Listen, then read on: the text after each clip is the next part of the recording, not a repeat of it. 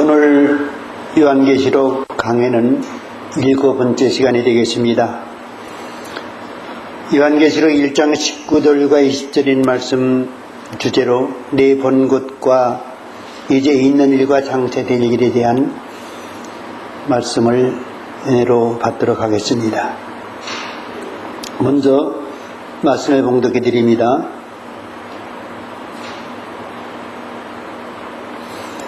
그러므로 내 본 것과 이제 있는 일과 장차 될 일을 기록하라. 내 본 것은 내 오른손의 7별의 비밀과 7 금촛대라. 7별은 7 교회의 사자요 7 촛대는 7 교회니라. 아멘. 요한계시록은 장차 될 일에 대한 계시의 내용입니다. 장차라고 하는 이 시기는 예수님의 재림을 전후한 한 일의 기간을 의미하는 말입니다. 그런데 이 요한계시록의 내용을 세 대지로 구분할 수가 있는데, 내 본 것과 이제 있는 일과 장차 될 일에 대한 세 구분입니다. 여기서 네 본 것이라고 하는 것은 사도 요한이 계시를 받을 당시에 친히 본 환상을 가리키는데, 이것이 1장과 4장과 5장이 되겠습니다. 네 본 것은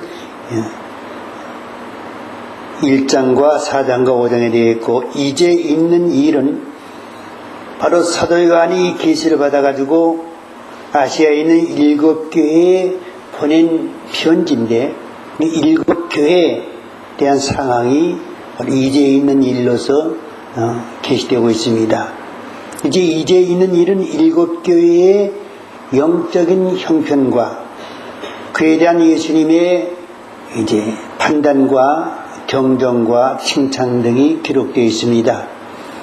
이것은 그 당시 소아시아 지역에 있었던 7교회만을 가리키는 것이 아니라 그 7교회를 모델로 한 인류의 종말 때까지의 모든 교회에 대한 교훈적인 계시가 되고, 특별히 예수님이 재림할 장차 한일의 기간에 전후한 교회의 형편과 경정과 교훈과 칭찬이 되겠습니다. 그래서 이것은 2장과 3장에 기록되어 있습니다. 장차될 일은 6장부터 22장까지의 장차될 일, 예수님이 재림 전후부터 이제 이 세상 끝날까지, 그리고 우리가 영원히 들어가 살 영원한 하나님의 나라에 이르기까지의 모든 과정이 계시된 것이 바로 장차될 일입니다. 여기서 본론은 바로 장차될 일에 대한 계시로서 6장부터 22장까지고, 1장부터 5장까지는 내 본 것과 이제 있는 일로서 이 장차될 일에 대해 계시에 대한 하나의 서론적인 이제 말씀으로 우리가 생각할 수가 있습니다. 그러면 먼저 우리는 이 계시를 보낸 아시아 7교회는 어떤 교회냐, 지리적으로 이 아시아라고 하는 지역은 어떤 지역이냐, 여기에 대해서 잠깐 살펴봅니다.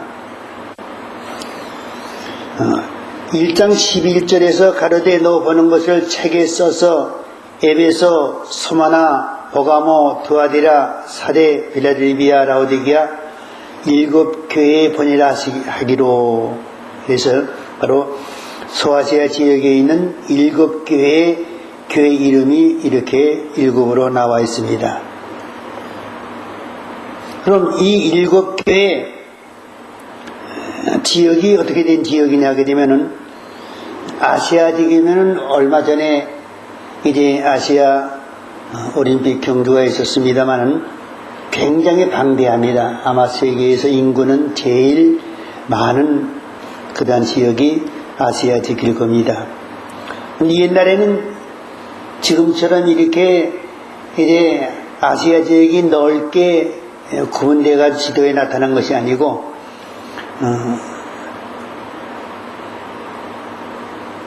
소아시아 지역이라고 하는 그러한 지역이 바로 중동을 지배하는 그러한 지역이 있었는데, 바로 그 지역에 복음이 전파됨으로써 요한계시록에 나타난 7교회에 대한 편지를 보내라고 하는 그 편지를 보낸 지역의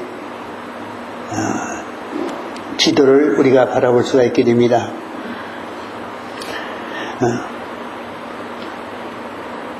중동과 아랍과 또 유럽 지역을 감싸고 있는 큰 바다가 있습니다. 그것이 바로 지중해가 되겠습니다.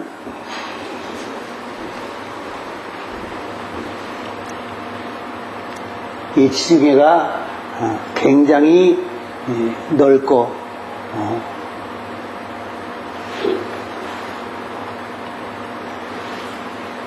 소아시아 지역은 말할 것도 없고 유럽 지역과 그 근변의 모든 중동 지역, 아랍 지역의 나라들을 이제 어머니 품처럼 품고 있는 큰 바다, 이것이 바로 지중해가 되겠습니다.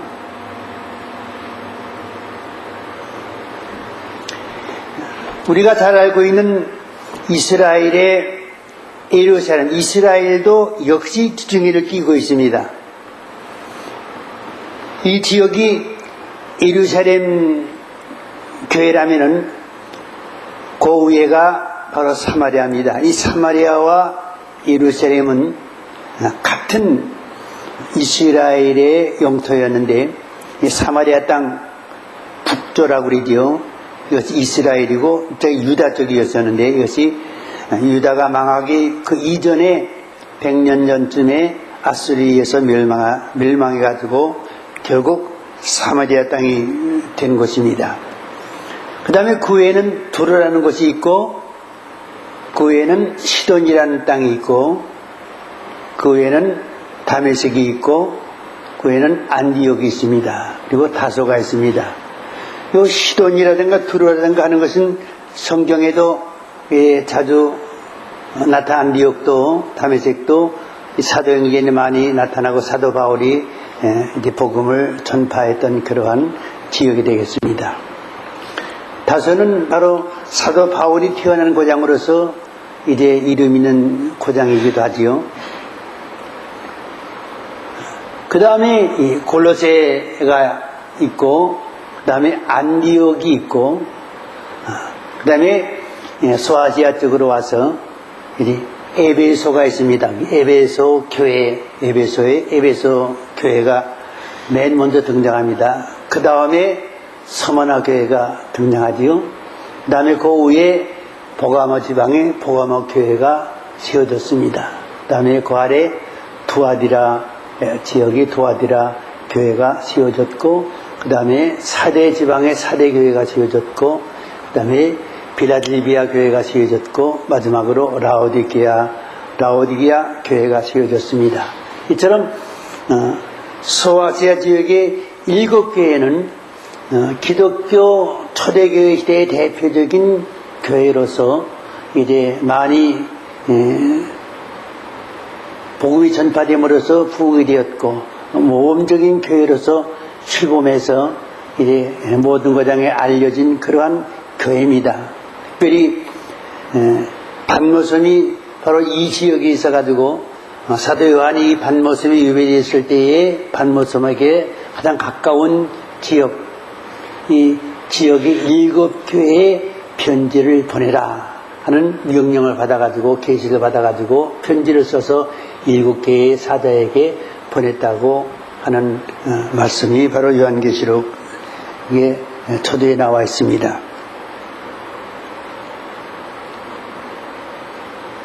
요한계시록의 이 세 구분으로 되어 있는 기업은이 아까 잠깐 말씀드렸습니다만은, 1장은 계시를 주시는 주님의 영광의 모습이 나옵니다.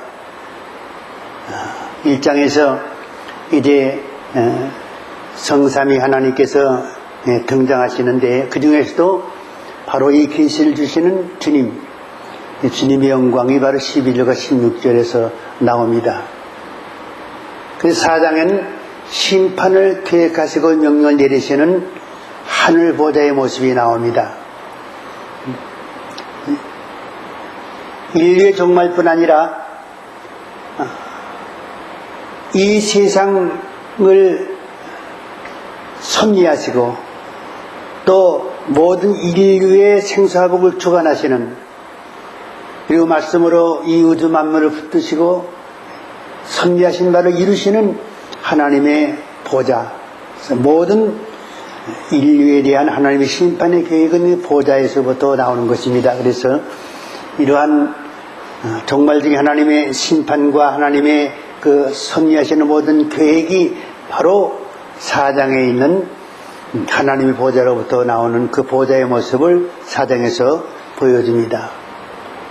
5장은 어린 양의 등장과 심판고시를 받으시는 모습이 나오는데, 그러면 심판, 인류의 마지막에 인류를 심판할 심판권자가 누구냐? 이긴 자라고 그랬습니다. 이긴 자로서 일찍 죽음을 당 것 같은 어린 양이 등장하십니다. 그래서 바로 심판권자가 어린 양이신 예수 그리스도라는 사실을 밝히 보여주는 그러한 장이 5장에 나옵니다. 그래서 이제 사도 요한은 반모섬에서 계시를 받는 가운데에 직접 자기가 친히 계시하시는 주님의 영광을 이 장에서 바라봤고, 또 인류를 심판하시는 모든 계획을 이루시고 집행하시는 하나님의 보좌를 4장에서 보았고, 또 이 모든 일을 이제 집행하시는 새 선두에서 그 일을 친히 이루시는, 심판 권세를 받으시고 그것을 이루시는 어린 양을 바라보게 되었습니다. 이것이 이제 사도 요한이 네가 본 것으로서 1장과 4장과 5장을 말씀해 줍니다. 그 다음에 이래지는 이제 있는 일을 말합니다. 이제 있는 일로서 2장에는 아시아에 있는 네 교회의 모습과 우리에게 주시는 교훈의 말씀이 나오고, 그 다음에 3장에는 역시 아시아에 있는 나머지 세 교회의 모습과 우리에게 주시는 교훈이 나옵니다. 이 네 교회가 세 교회 7교회의 모습은 주님이 초대교회 때부터 예수님이 오실 그때까지의 모든 교회의 영적인 그러한 형편과 모습을 보여주시는 것이고, 또 그것이 인류의 종말에 그 모양 그대로 재판으로 이제 교회의 모습으로 우리에게 나타내 보임으로써 어느 시대에 처해 있든지 7교회의 모습을 바라보는 가운데 우리는 올바른 신앙의 모델을 그 교회 가운데 찾아야 되겠고, 또 이제 바른 그러한 교훈을 받아서 주님이 재림할 때에 그를 맞이할 수 있는 그러한 축복된 교회를 이루어야 된다고 하는 교훈을 받게 되는 것입니다. 장차될 일이 마지막인데 6장부터 22장까지입니다. 이것이 7년 환란부터 천년왕국과 부활을 거쳐서 예루살렘에 이르기까지의 모든 비밀을 총망라한 계시가 바로 장차 대일입니다. 요한계시록의 주제는 바로 장차 대일에 대한 계시입니다. 전체적인 주제는, 다만 이것은 계시를 받았을 당시에 이제 그 계시를 주신 그 주님의 영광의 모습과 그 하늘 보좌의 모습과 또 심판 권세를 받으시는 어린 양의 모습을 보여주신 것이고, 2장과 3장은 또한 교회의 모습을 보여주신 것으로서 이것은 장차 대일에 대한 하나의 서론적인 서술이라고 볼 수가 있겠습니다. 여기서 우리가 요한계시록의 전체적인 흐름을 한번 살펴보도록 하겠습니다. 요한계시록의 주제는 무엇이냐? 무슨 문장이든지 그 문장에 대한 주제가 있습니다. 무엇을 목적으로 쓴 글이냐 하는 것이 주제입니다. 요한계시록은 과연 무엇을 목적으로 우리에게 주신 계시냐는 것입니다. 그것이 바로 주의 재림을 준비하라. 예수님은 곧 재림하신다. 내가 곧 온다고 주님께서 말씀하셨습니다. 곧 오시는 주님을 준비하지 못하게 되면 미련한 처녀가 되어서 환란에 떨어지게 되고 또 진승이 표류가 되면 영원한 심판을 받게 됩니다. 준비한 성도들은 복이 있습니다. 그래서 예언의 말씀을 읽는 자와 듣는 자들과 그 가운데 기록한 것을 지키는 자들이 복이 있나니 때가 가깝다고 그랬습니다. 그래서 때가 가깝다, 이 주의 재림의 때가 가까운 이때에 우리는 그 주 재림에 대한 소망을 가지고 주 재림을 준비해야 된다고 하는 그 준비서로서 준비에 대한 이제 말씀으로서 주신 것이 바로 요한계시록입니다. 그래서 요한계시록을 우리가 읽고 듣고 지키는 생활을 통해서 우리는 주의 재림을 준비하는 복된 생활을 할 수 있게 되는 것입니다. 그 다음에 계시록의 목적은 무엇이냐 하게 되면은 신부의 단장을 시키는 데 있습니다. 요한계시록을 읽고 듣고 지키는 사람으로 하여금 신부의 단장을 시켜서 다시 오시는 예수님을 신랑으로 영접할 수 있는 그러한 축복의 성도를 만드는 것이 바로 요한계시록을 주신 목적이 되겠습니다. 그래서 이 요한계시록을 우리가 잘 깨닫지 못하고 이것을 읽고 듣고 지키는 생활에 등한해하게 되면은 결국 신부의 단장을 하지 못한다고 하는 결론이 나오게 됩니다. 그러면은 예수님을 영접하는데 많은 어려움을 겪게 되겠지요. 요한계시록에는 환란 준비 기간이 있습니다. 그 다음에 7년 환란 기간이 있고 그 다음에 소망의 시련이 있습니다. 7년 환란 준비 기간은 바로 이제 1장의 계시록의 서론으로 나오겠습니다. 그 다음에 2장의 교회 시대, 3장의 교회 시대, 4장의 심판의 보좌, 5장의 어린 양의 등장. 이것이 하나의 서론적인 이제 계시인데 이것이 아까 말씀드린 것처럼 네가 본 것과 이제 있는 일에 대한 계시가 되겠습니다. 그래서 6장에 요한계시 총론이 나오고 7장에 사명자 인침과 흰옷 입은 무리가 나오고 8장에 적그리스도와 음료의 등장의 모습이 나옵니다. 요한계시록 1장부터 8장까지는 하나의 그 7년 환란의 준비기간에 일어날 사건으로서 이러한 일들이 이제 일어나야 본격적인 7년 환란에 있어서의 환란이 이제 이 땅에 임한다고 하는 그러한 계시로 우리에게 보여줍니다. 그 다음에 7년 환란에 들어가게 되면은 그것이 두 증인의 예언 기간이 됩니다. 7년 환란의 전반부는 두 증인의 예언 기간이 됩니다. 후반부는 적그리의 통치 기간이 됩니다. 그래서 예언 기간 1260일 플러스 적그리 통치기간 42달 플러스 그래서 7년이 됩니다. 그래서 7년 환란 기간이라고 이것을 우리는 부르고 있습니다. 7년 환란에 들어가게 되면은 첫째로 이제 첫째화와 둘째화가 임하게 되지요. 여기서 두 증인의 예언 기간 동안에 있을 사건이 바로 첫째화와 둘째화입니다. 첫째화는 두 증인의 예언 기간 마지막 때에 1260일 마지막 때에 있을 교회에 대한 짐승의 핍박으로서 이 핍박을 황충의 환란이라고 합니다. 둘째화는 바로 1260일이 끝나고 후 3년에 들어갈 즉시에 일어날 유월의 전쟁을 또한 둘째화라고 말합니다. 10장에 보게 되면은 종말 사명자의 소명이 나옵니다.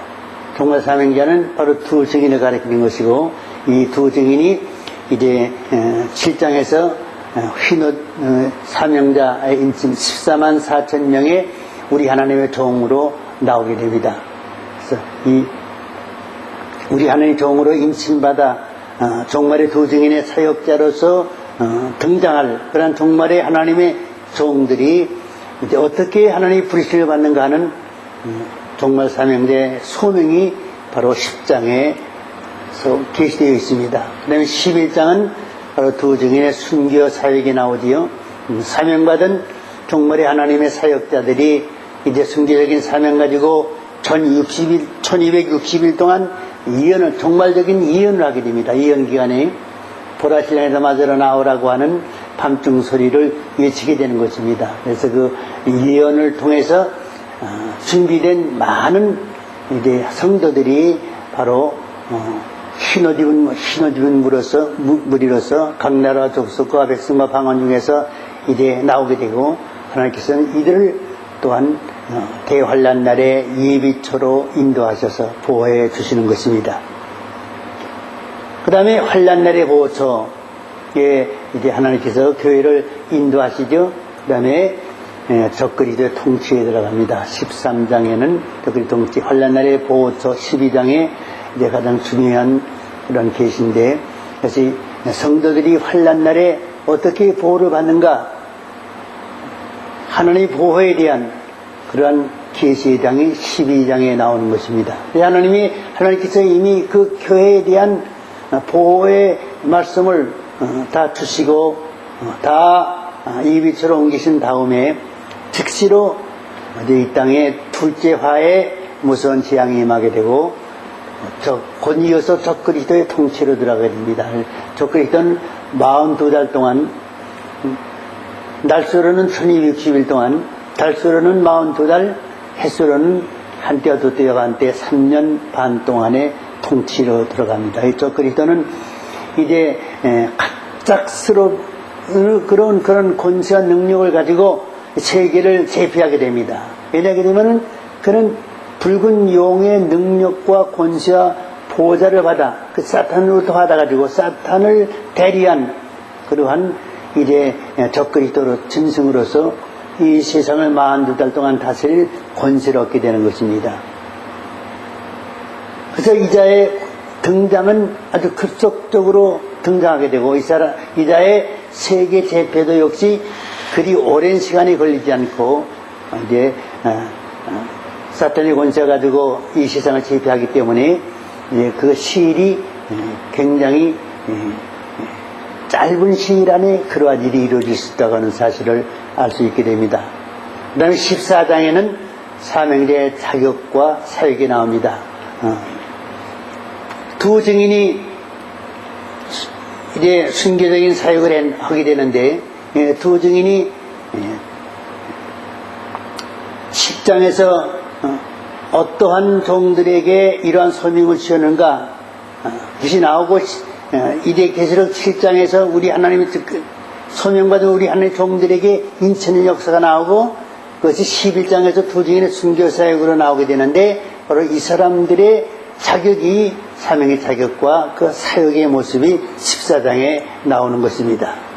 15장에는 희고의 성도의 모습이 나오고, 16장은 바로 셋째화가 나오는 것입니다. 그래서 거의 후 3년 반 마지막 끝에 가서 하나님께서는 셋째화는 나팔로는 7 나팔이고, 이제 화로는 세 화입니다. 세 화의 재앙을 이 땅에 내리는데, 이것이 1셋째 화가 7대도 심판으로서 진행이 되지요. 16장에 7대도 심판이 나옵니다. 그래서 마지막 6대 대도 심판 때 예수님이 아마겟돈에 오셔서 짐승을 무찌르고 7대 대도 심판 때에 이 세상이 불로 폭발함으로써 멸망을 받게 되는 그러한 지구의 최종적인 심판의 모습이 나옵니다. 그 다음에 17절에는 음료와 짐승의 비밀이 나옵니다. 그 다음에 18절에는 바벨론의 멸망, 셋째와 7대의 심판으로서 멸망을 받는 이 지구의 멸망상에 대한 애가로서 하나의 시적인 표현으로서 멸망상을 표현해주고 있습니다. 근데 19장은 예수님의 재림과 아마겟돈 전쟁이 나오게 됩니다. 그 다음에 이것이 첫째화가 어느 시점에서 일어났냐, 그렇게 되면 전 3년 반 그 시점에서 5달 동안 첫째화가 임하게 되는 것입니다. 그 다음에 둘째화는 바로 후 3년만 들어가자마자 이 땅에 임하는 무서운 핵전쟁으로서의 둘째화가 등장합니다. 셋째화는 바로 7환란 마지막 때에 7대도 심판으로서 진행함으로써, 첫째 대도 심판으로서 신석이 배워하던 자에게 이제 악하고 독한 종기가 나서 괴로움을 주는 것을 필두로 해서 이제 마지막 7째 심판이 이 지구의 불로 멸망시켜 하나님의 심판으로서 지구상에 있는 모든 생명체를 모두 다 죽이게 되는 것입니다. 그럴 때 성도들이, 생명체에 기록된 모든 성도들이 그러한 재앙에서 하나님의 특별하신 보호를 받게 되는데, 그 보호가 공중식으로서 나오게 되고, 불의 심판받은 이 지구를 하나님께서는 이제 다시 말씀으로 새로 새하늘과 새 땅을 창조하심으로써 만들어낸 그 새로운 새 땅이 회복된 에덴으로서 이제 죄 없고 저주가 없는 새 땅인 천년왕국 땅인 것입니다. 그래서 그것에 내려와서 그리스도로 1000년 동안 이제 복된 에덴의 행복한 생활을 이루게 되는 것입니다.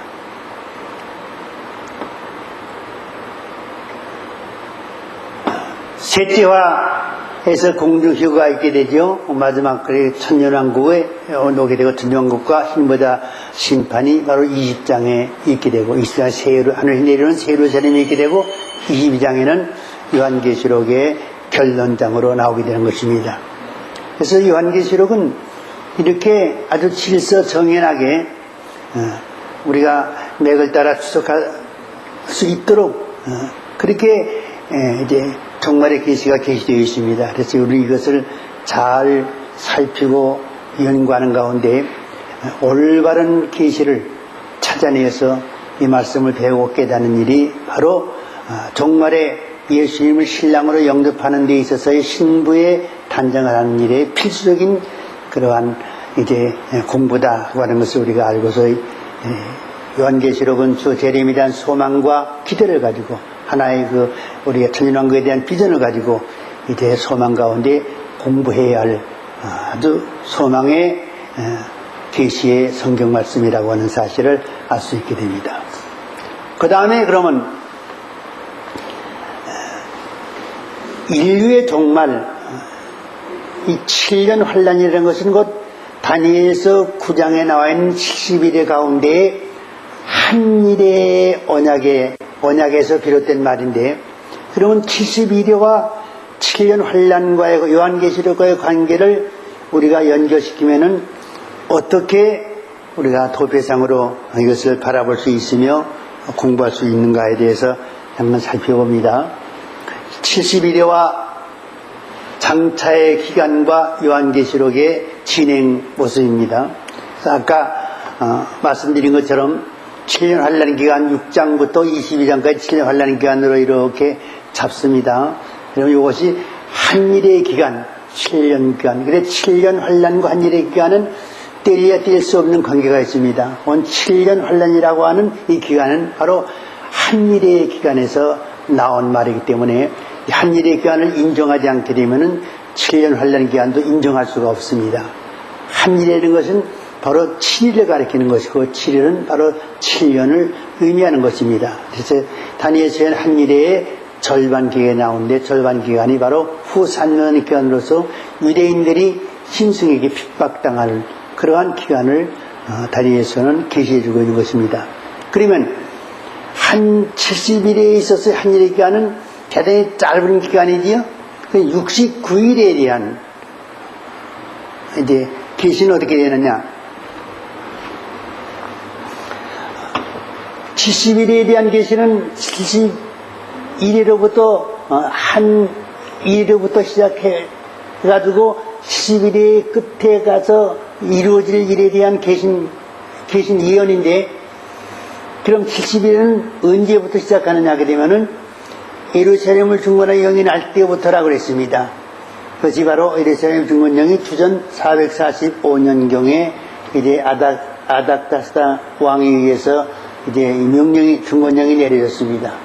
그로부터 69일에가 지나게 되면은 메시아가 끊어진다고 그랬습니다. 기름 부은 자가 끊어졌을 것입니다. 예수님이 십자가에 못 박혀 죽는 그러한 해, 주 33년경을 의미하는 것입니다. 69일에가 여기서 도래했지요. 그러면 70일에서 69일에까지는 초림에 대한 그 역사로서 여기서 예루살렘 중건령으로부터 메시아가 끊어질 때까지 그게 69일인데 69일에까지의 그 출발점이 바로 성경에 분명히 명시되어 있기를 예루살렘을 중간에 여기 날 때부터라고 그래가지고 주전 445년으로부터 계산이 하게 되어 있습니다. 그래가지고 69일에를 우리가 계산하게 되면은 바로 그때에 이제 기름 부은 자가 끊어지는 이제 그러한 초림의 메시아에 대한 사건이 바로 주 30년경에 일어나게 있게 되어 있는 것입니다. 그래서 예수님과 연결이 됩니다. 그러면 69일의 후에 직접적으로 여기면서 한 일회가 계속되는 것이 아니라 거기에 무슨 장차 한 왕이 와서 이제 많은 사람들 한 일의 언약을 정하겠고 장차 한 왕이 올 때까지 장차의 기간이 있습니다. 이 장차의 기간이 언제까지냐 하는 것에 대해서는 아직 미지수입니다. 장차의 기간이. 그래서 많은 신학자에 의해서 장차의 기간이 이제 과히 오래지 않는다고 생각하는 사람들은 바로 곧 한일의 기간을 이제 그 로마의 기도에 의해서 예루살렘이 침공당한 그 사건과 연결시키는 것입니다. 그러나 이 장차 기간을 인류의 종말과 연결시킬 때에 문제는 달라집니다. 이 장차 기간은 바로 한일의 언약이 이루어질 때까지의 69일로부터 이때까지의 기간인데 그 기간에는 이스라엘의 회복이라고 하는 정约 48년 그러한 역사가 흘러야 되겠고 그 다음에는 짐승이 등장해서 열부를 통합해가지고 이제 제5제국이 형성되는 가운데에 짐승으로 말미암아 전쟁의 위기에서 한일의 언약을 맺는 그러한 사건이 있어야 되는 것입니다. 이 짐승이 등장해서 한일의 언약이 맺어지는 그 시점부터가 한일의 기간에 들어가는 것입니다. 그래서 이 한일의 기간 끝에 가서 예수님이 재림하시는데 메시아가 재림하시는데 초림의 예수는 69일에 도래하는데 그 69일에를 시작하는 그 시작의 사건의 발단이 예루살렘을 중앙에 영이 날 때부터라고 말씀하신 것처럼 예수님의 재림이 한일의 기간인데 그럼 그 한일의 기간의 시작이 언제부터냐? 언제부터라고 그랬어요? 한일의 언약을 짐승이 등장해서 한일의 언약을 맺을 때부터라고 그랬지요.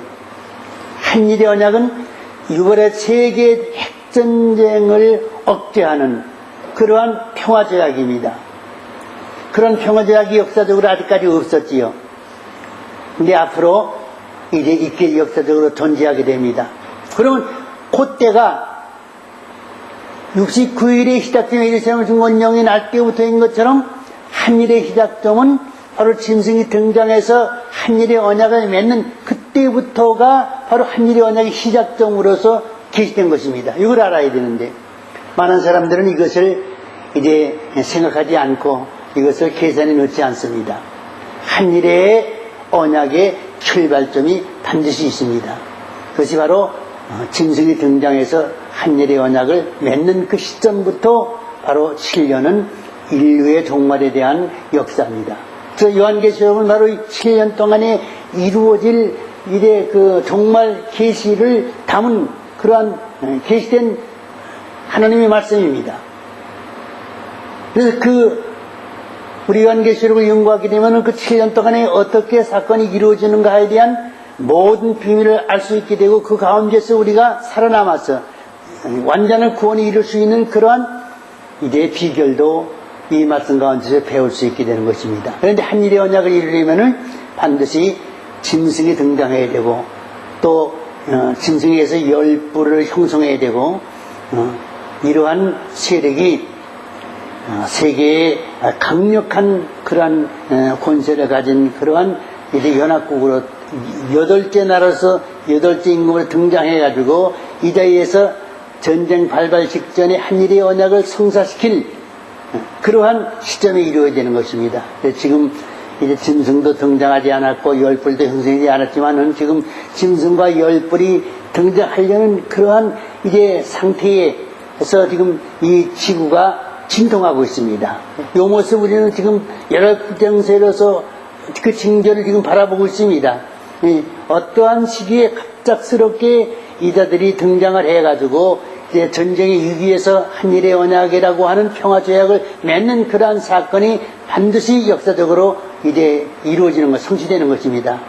그러면 그때부터가 바로 인류의 마지막 7년 기간인 7환란에 들어가는 한일의 언약의 기간이라고 하는 사실을 우리는 알아야 되는 것입니다.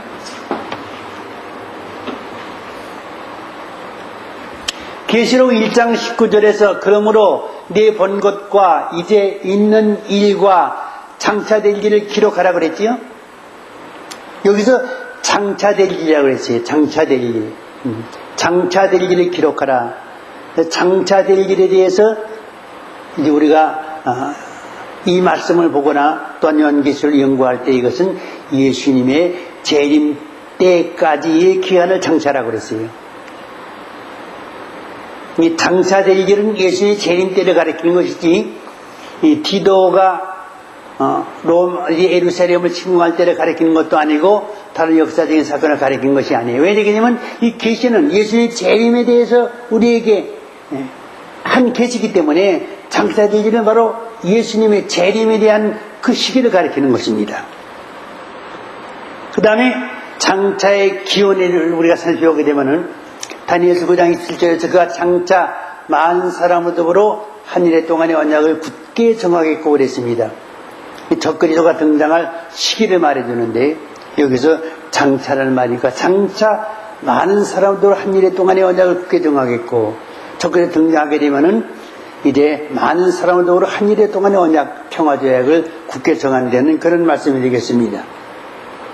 그 다음에 다니엘서 7장 25절에서 그가 장차 말로 지극히 높으신 자를 대적하며 또 지극히 높으신 자의 성도를 괴롭게 할 것이며, 그가 또 때와 법을 중에 거할 것이며 성도는 그의 손이 붙임바 되어 한때와 두때와 한때를 지내리라. 이 적그리스도가 등장할 장차의 시기는 한일의 언약이 이루어질 때, 한일의 언약이 이루어질 때인데, 한일의 후에 이 땅에 임할 메시아 왕국의 도래의 시기를 가리키는 것입니다. 그래서 한때 두때와 한때를 지나게 되면은 그때에 메시아가 나타나서 이스라엘에게 이제 회복의 축복을 주시는 그러한 때가 이루어지기 때문에 이것이 인류의 종말을 가리킵니다. 그래서 이 장차는 바로 인류의 종말에 이르는 그러한 마지막 단계,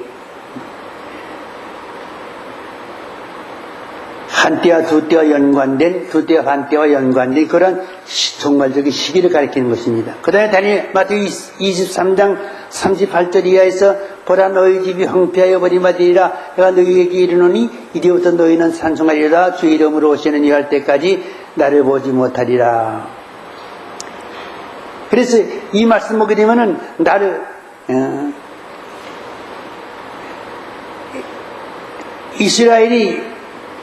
예루살렘이 이제 하나님의 심판에 받아 다 파괴되어 멸망받습니다. 이것이 주 70년대에 로마의 디도에 의해서 예루살렘이 다 파괴되었습니다. 그때부터 이제는 찬송하리다 주 이름으로 오시니 할 때까지 나를 보지 못하리라. 그때부터 예수의 재림 때까지 이스라엘 백성들은 이제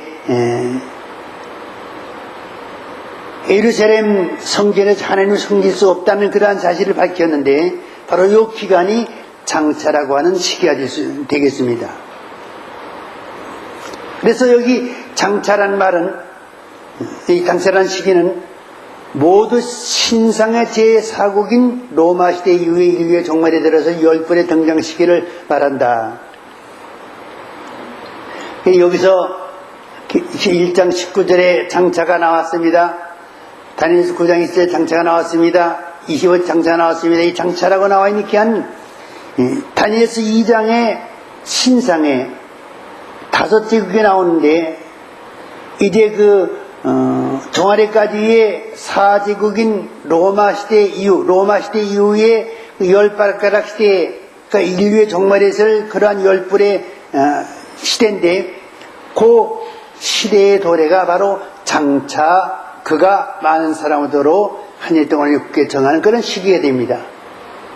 그래서 이 장차라고 하는 말은 역사적으로 계시록이나 다니엘서 9장이나 7장에 있는 이 모든 장차라고 하는 언어는 메시아의 등장, 예수님의 재림과 연관되는 그러한 시기를 의미하고 있다고 하는 사실을 알게 됩니다. 이 열불이 제5제국을 이루고 메시아의 재림으로 이 제국이 멸망하고 이때 새로운 왕국이 세워진다. 이 장사의 시기입니다.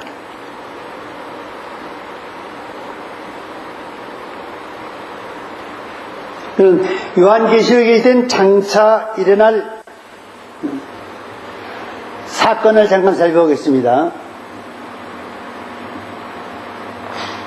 아까 도표로 말씀드린 그 도면이 나왔습니다. 이 모든 사건들은 장차되어질 일입니다. 그래서 이것은 뭐 특별히 어떤 사건으로 등장한 것이 아니라 이것은 장차 나타날 한 일의 동안의 사건에 일어나는 그러한 사건의 하나의 그 발생 동기로 볼 수 있는 그러한 이제 잠재적인 사건의 원인 인자라고 볼 수 있겠습니다. 그래서 이러한 것이 이제 잉태되었다가 이것이 해산되는 가운데 한 일 동안에 이러한 사건이 일어난다고 하는 사실입니다. 그러면 이 장차 일어날 사건들에 대해서 우리가 잠깐 살펴보게 되면은 먼저 일급인 사건이 일어납니다. 첫째인, 둘째인, 셋째인, 넷째인, 다섯째인, 여섯째인, 일곱째인 이렇게 됩니다. 이것이 계시록 6장에 나오죠. 이것이 계시록의 첨론적인 계시라고 볼 수 있겠습니다.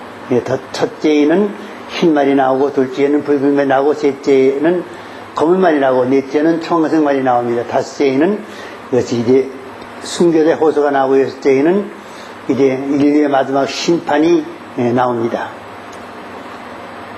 그래서 요한계시록 한 일의 동안의 사건은 바로 이러한 인사건으로서 이제 시작이 되고 인사건으로서 마감이 되는 것입니다. 그것이 일곱째 인을 띠에다 일곱 나팔 사건으로 들어가게 됩니다. 일곱 나팔 사건이 되는데 일곱 나팔 사건은 나팔로서 나오게 되죠. 둘째, 셋째, 넷째 그래가지고 이것이 환란 세력의 등장. 이제 넷째 나팔까지는 이제 환란 세력이 등장합니다. 열불의 등장, 또 적그리스도의 등장, 음료의 등장과 영적 흑암의 등장, 이러한 것들이 결국 이제 세상을 영적으로 어둡게 만들고 특별히 통치를 가능하게 만드는 가운데 이제 이 땅에 하나님의 심판과 재앙을 초래하게 되는 것입니다. 이 세력이 먼저 등장하게 되죠. 그 다음에 다섯째 나팔 사건은 첫째화 사건으로서 교회가 받을 영적인 환란, 요한계시록 9장 계시가 되겠습니다. 그런데 여섯째 나팔은 둘째화가 됩니다. 이것이 6월의 전쟁으로 핵전쟁으로서 요한계시록 9장에 계시된 말씀입니다. 일곱째 나팔은 그것이 바로 셋째화가 되겠습니다. 셋째화는 대7 대조 사건으로 연결이 됩니다. 그래서 이것이 첫째 대조 심판, 둘째 대조 심판, 셋째 대조 심판, 넷째 대조 심판, 다섯째, 여섯째, 일곱째 이렇게 대조 심판으로서 이제 하나님의 심판이 끝납니다. 그래서 한 일의 동안에 7년 동안에 한 일의 동안에 인류의 역사가 이제 끝장이 나는데 그 끝장이 나는 한 일의 동안에 어떤 사건이 일어나느냐 그 사건의 모든 개요와 이제 그 사건에서 사건이 인류에게 미치는 영향이라든가 사건으로 말미암아 하나님의 심판의 모든 모양들이 하나님께서 우리에게 계시로 보여주신 그 하나님의 말씀이 바로 요한계시록이다. 그래서 우리는 요한계시록을 알아야 되겠지요? 이것은 궁금해서라도 알아야 되겠고 또 알지 아니하면 이러한 시대가 반드시 옵니다. 지금도 이러한 시대에 향해 달려가고 있는데 우리가 이 말씀을 깊이 연구할 때 우리가 이제 시대를 바라보는 눈이 영적으로 열리는 것입니다. 육적으로 열리는 거 영적으로 열려가지고 그럼 이럴 때 우리는 두 재림에 대한 준비가 어떻게 될 것이냐, 어떤 신앙생활이 될 것이냐에 대한 이제 신앙적인 자세를 갖게 되겠지요. 그리고 이러한 시대가 올 때에는 바로 우리의 아주 계시된 모든 말씀들이 이루어질 것이기 때문에 우리는 여기서 이제 하나님 말씀대로 대처해 나감으로써 이제 하나님께서 우리를 피란시켜 주시고 공중으로 휴거시켜 주시고 또 이 모든 심판 끝에 우리는 천년왕국이라고 하는 소망의 나라에 이제 들어가 천년 동안 살 수 있다고 하는 그러한 새로운 소망을 갖게 되는 것이 바로 요한계시록입니다. 그래서 이것은 반드시 이 시대에 우리 모든 성도들이 읽어서 깨달아야 되고 그 말씀을 통해서 우리의 영적인 무장을 갖춰야 되고 신앙적인 비전을 가지고 주의 재림을 간절히 사모하며 그 나라를 기다리는 그러한 복된 믿음의 생활을 할 수 있다고 하는 사실을 우리는 알 수 있는 것입니다.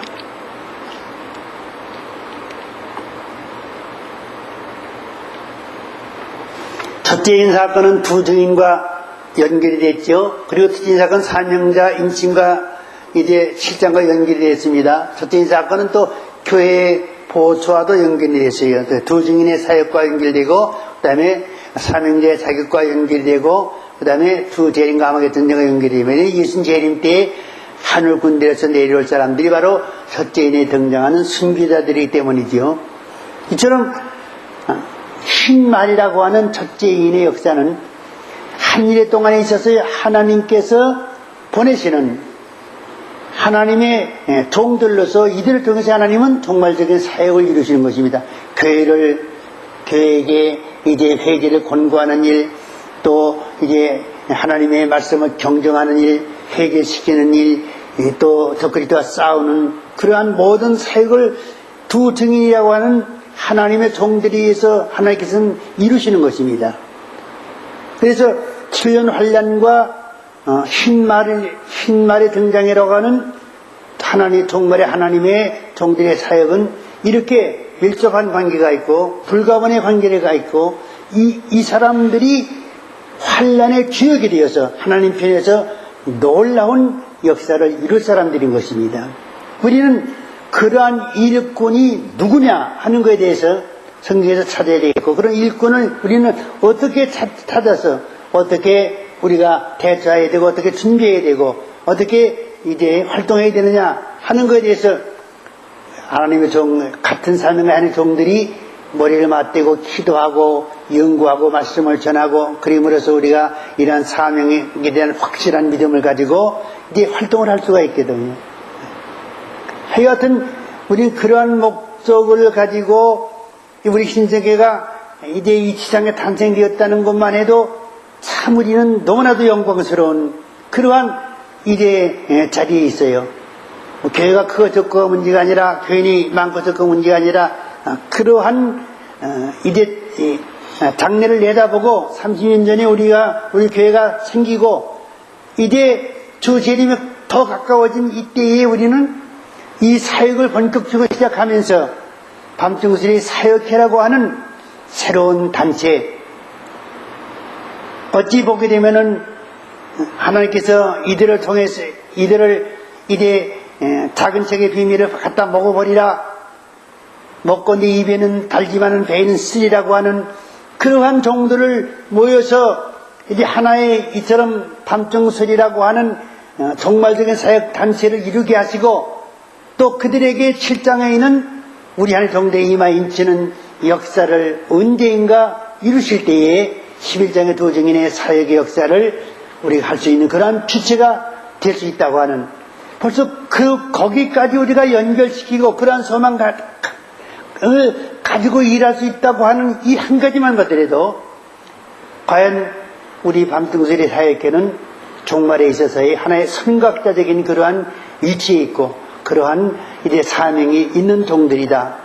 다른 사람들은 어떻게 보든지 하여튼 하나님 입장에서 볼 때에 저는 그렇게 생각하지 않을 수가 없는 것입니다.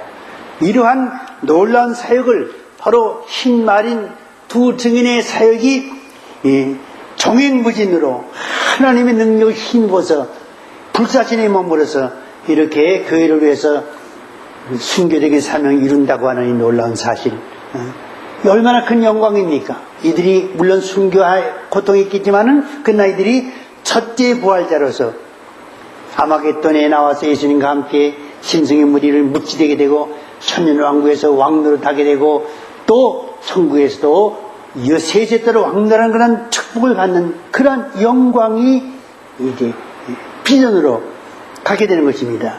그래서 우리는 그러한 비전을 가지고 그런 영광을 바라보면서 이 밤중설이 사역기를 하고 모든 회원들에게 이러한 영광된 사명을 불어넣어주고 그러한 소명을 가지고 우리가 참 이 일은 다른 일과 다른 죄의 일과 달리 생명 바쳐서 우리가 이 일을 해야 되겠다고 하는 그러한 새로운 각오와 결심을 굳게 가질 수 있도록 그렇게 영적으로 지도해야 되는데 바로 그러한 사명을 하나님께서 하필이면 가장 약한 저에게 주셨는가 참 두렵기도 하고 놀랍기도 하고 사명이 너무 무겁다고 그렇게 생각하면서 참 이 연약한 민목자가 어떻게 그런 일을 감당할 수 있을까 생각하면서 또 이제 그러한 미래의 후원자로서 우리 교회 좋은 집사님들 이렇게 보내주셔서 협력해서 같이 일할 수 있게 해주셨다는 이 사실은 또 얼마나 감사한 일입니까? 우리는 참 우리가 상상할 수도 없는 어째서 우리 같은 인간을 하나님께서 이렇게 정말 사역에 대한 것을 깨닫게 하시고 이 일에 우리가 헌신할 수 있도록 그렇게 하시는가? 참 이 일이 하나의 성각자적인 사명 가지고 우리가 이제 사명을 가지고 책도 만들어내고 이제 이 복음도 전하고 이거 뭐 우리가 명예를 위해서 하는 것도 아니고 돈을 위해서 하는 것도 아니고 다른 어떠한 이제 욕심이 있어서 하는 것이 아니라 이러한 사명감에 불붙어 가지고 한다고 하는 이 사실은 참 놀라운 일이고 하나님 앞에 너무나도 감사한 일이 아닐 수가 없는 것입니다. 그 다음에 이제 계시록의 총론이 바로 6장에 게시되어 있고 환란 세력의 등장이 바로 8장에 있습니다. 그래서 첫째, 둘째, 셋째, 넷째 나팔이 그 다음에 첫째 화가 바로 이제 9장에 첫째 화로서 교회가 받을 영적 환란이 나오죠. 그 다음에 둘째 화가 바로 이것도 9장에 유발의 전쟁을 핵전쟁으로서 나옵니다. 그래서 셋째 화가 바로 이제 16장에 7대의 심판으로 나와서 6대의 심판 때에 신 재림하게 되고 7대 심판 때에 이 지구가 불로 소멸하게 되는 것입니다. 이렇게 우리가 도표로 볼 때에 너무나도 명확하고 뭐 어떤 성경적인 상식으로서 우리가 깨달을 수 있고 또 우리가 웬만한 성경 지식 갖고 있는 내고도 연결시킬 수 있는 그러한 아주 이로 정연하게 정비된 계시가 바로 요한계시록입니다. 이것을 우리가 잘 체계로 세워서 이것을 연구하고 우리가 이것을 깨닫게 되면은 우리 마음에 소망이 생기고 힘과 능력이 생기는 것입니다. 그래서 이 소망 가운데 우리가 이제 주께로 또 맡은 사명을 감당할 수 있게 되지요. 셋째 화는 마지막 심판입니다.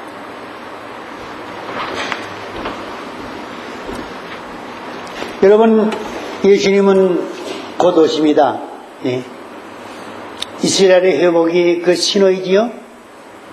지금 종말의 예언의 징조가 모두 성취되어 가고 있습니다. 너희도 이 모든 일을 보거든 인자가 곧 문 앞에 있는 줄 알라고 우리에게 말씀하셨습니다. 이제 곧 보라 신령도 맞으러 나오라 하는 두 증인의 종말 사역의 소리가 우리에게 들려올 것입니다. 우리는 이 소리를 들려주기 위해서 지금 훈련 중에 있습니다. 이 소리를 들려주는 주체가 되기 위해서 하나님께 기도하고 있습니다. 이 사업을 하나님께서 인도하셔서 우리에게 이 막중한 사명일 수 있는 그러한 자리에 이르게 되기를 우리는 이제 바라면서 소망으로 기다리는 것입니다. 보라, 주님은 이름으로 너희도 예비하고 있으라 생각지 않은 때 인자거리라고 말씀하셨습니다. 우리는 이 요한계시록을 이래 배우면서